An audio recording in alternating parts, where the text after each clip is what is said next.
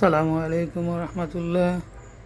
সম্মানিত viewers, 2.1 amplifier set up করলাম। ভিতরের অংশ দেখতে পাচ্ছেন। হিটসিঙ্ককে ঠান্ডা রাখার জন্য একটি কুলিং ফ্যান ব্যবহার করতেছি।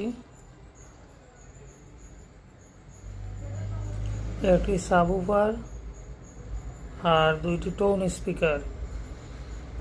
সাবউফার দিবে আউটপুট 40 ওয়াট আর টোন স্পিকার 15 ওয়াট করে 30 ওয়াট।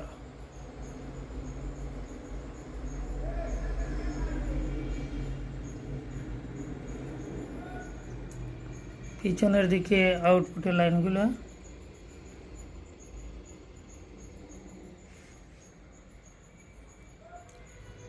সম্পূর্ণ আমার হাতের তৈরি।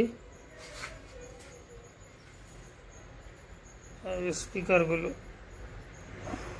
ধন্যবাদ সবাইকে।